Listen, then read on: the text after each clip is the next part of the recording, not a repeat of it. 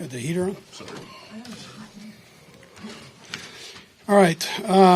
The only person that won't practice today is Andrew Wiley. So he has he's sick, and then he also has the ankle issue. So everybody else will go in one form or the other. Will practice.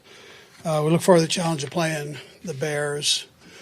Good football team, and you know we've got to make sure we have a good week of practice. So they'll know a lot about us and what we do, particularly offensively, and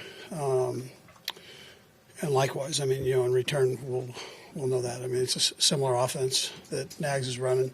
I'm proud of Nags for the job that he's doing. He's a heck of a football coach, and I mean, he's right for that city. They're lucky to have him. That's a tough place, and he's a tough kid. So, anyways, with that, time's yours. Andy, what do you feel like Terrell Suggs has left, and what kind of role do you see from him at least early on in his time here? Yeah, well, we'll kind of play it by ear, just see how he feels as he goes. He's a straight shooter. He's going to tell you how he feels and where he's at. So, and we'll just take it day by day like that. But I would tell you off of tape, he still can play and loves to play. I mean, he loves to play the game. He's one of those kind of guys. And, arguably a future Hall of Famer. So we're glad to have him here. And, I've coached him before in the Pro Bowl, or coached against him and everything else. But glad he's on our team right now. Did you had a chance to talk to him about his excitement level about coming into a spot like this, a really good team late in the year? Yeah, he's excited about it. He's just right now. He's just kind of getting his bearings. He just, he had a physical. He does all the things that you have to do before you get ready to play. So, he did his physical and then got situated. And now meetings, and here we are. So. And just to be clear, he will practice. You said it right, so he'll be a full go of practice. Yeah. How can a guy like that bring a voice into the defense with all his wealth of experience and the defenses he's been on? What do you hope he can add as a voice to the defense?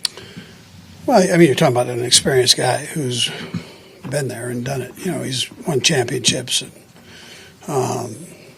he's a good person. He's been a leader throughout his career. You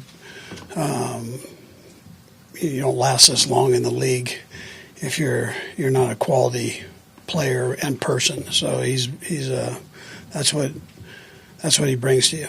When you come to years that he's spent with, how much is he a plug and play option for Sunday? He can hit the ground running. Yeah, so he does know the stuff that Spags does. They were together at the Ravens, and so I would say plug and play, but there are things he also has to go back and review. And he is a meticulous note taker and studier. I mean, he's very passionate about making sure he knows everything, not only about his play, but how he goes about his business. So he was digging in this morning and getting everything down and making sure he's got all the ins and outs of the defense down. And what was Spags' reaction when you first brought up the idea that he'd be available and you could potentially bring him? Yeah, so Brett, this was Brett's. Brett stays on top of all that. You guys know that, and he's relentless and fearless that way. So, and he's trying to do what's best for the team, and he checks with everybody. So he made sure he checked with Steve, and Steve goes, guy loves football, and he's a great teammate. And that's all Brett needed to hear. So the rest was him making it happen.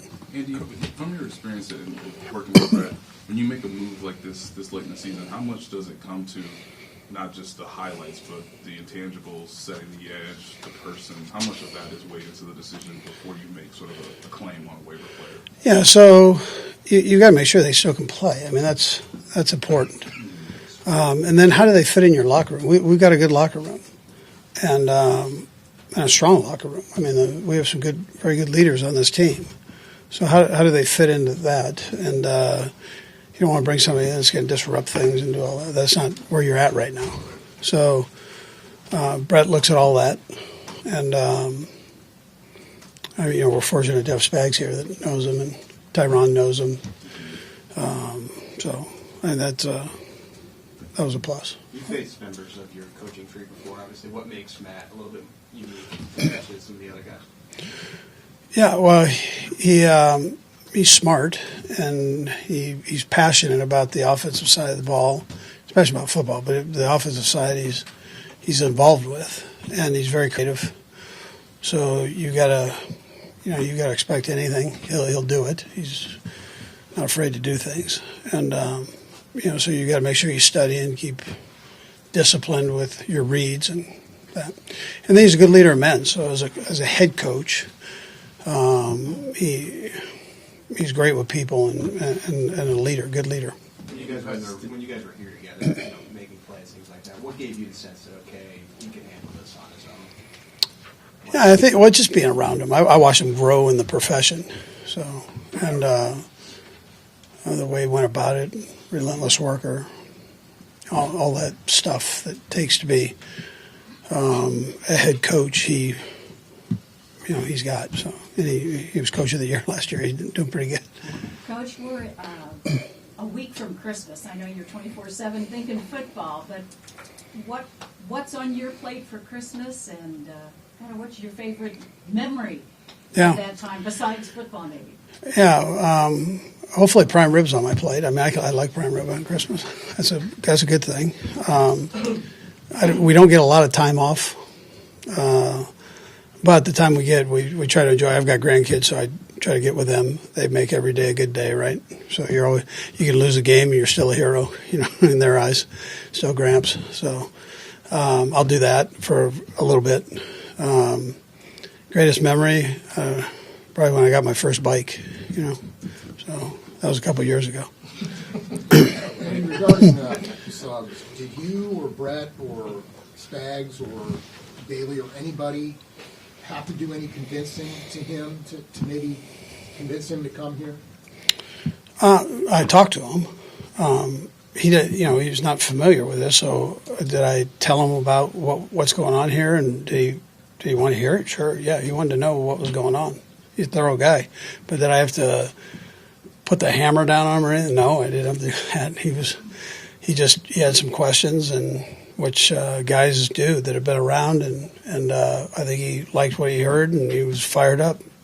So it wasn't a recruiting type situation.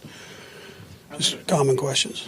Yeah, go ahead. How beneficial is Spencer Way when it comes to his ability to pass block and maybe something that it can be overseen, I think, from the outside looking in, but he brings to the table?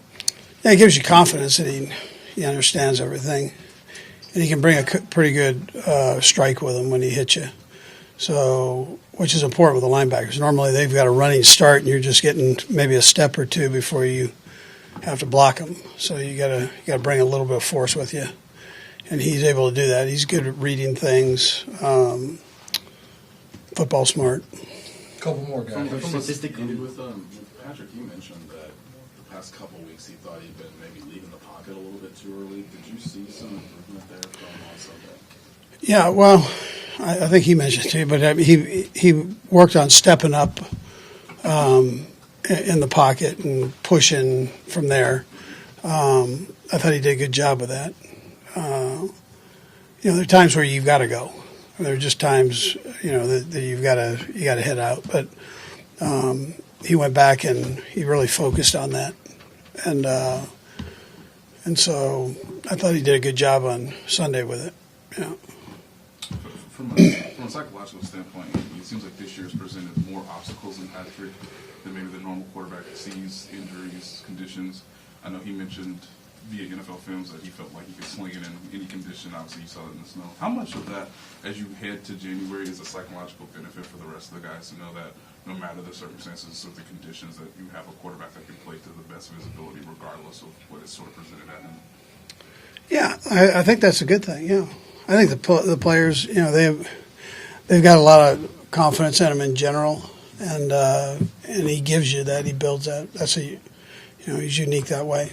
We got a couple guys that have that ability to do that, and he's one of them. For a young guy to be able to do that, that's something. He's been that way since he got here. He's not going to, he's going to shoot everybody straight, and to do that, you got to make sure, you've got your side intact and the way you're preparing, and so he goes about it the right way. The guys know that he's coming in and his mind's fully loaded and ready to go with the right things. So, last two, Todd. You guys, 6 Pro Bowlers on the starting roster got honored, and a couple guys, alternates. What are your thoughts about just as a group? You have older guys, younger guys, kind of coming through, and then a couple of these guys like Tyron and Mitchell, who maybe a lot of people felt should have been starters. Yeah.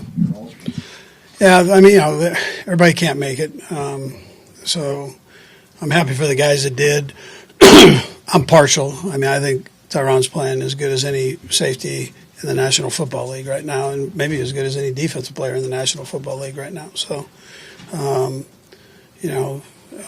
but he understands. Not everybody, things happen, and but he sure is well deserving. And Mitch has had 2 years where he's, probably maybe more than that, but the last couple of years he's played good football. So,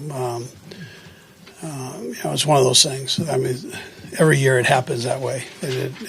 Somebody doesn't get it, and I want everybody. I want them all to get in, but it's not realistic. Andy, you talked the other day about Frank Clark, thinking that maybe the worst is over for him regarding the stomach issues. Anything happen in the couple days since, or is he still? He's been doing good. So, I think he's right. I'll knock on wood, but I think he's in a good place. So, but they're keeping an eye on him. Yeah. Last one, Coach, this will be the 7th time you guys have faced one of the top 10 scoring defenses in the league, and they all present different challenges. Yeah. What's the defining characteristic of this defense, and particularly 52? Just how difficult is he to? Yeah, I thought I praised Nags for letting him get out of the AFC West, and now we're back playing him. But he's a heck of a player. They've got Chuck Pagano there, who I think is a tremendous football coach. So they lost Vic, but then they brought in a guy that's also a good one. So, we've got to go in and prepare and make sure that we've got all the bases covered. They do a lot of things. They've got a lot of blitzes and movement things that they present you. So we got to be sharp there. All right. Thank you.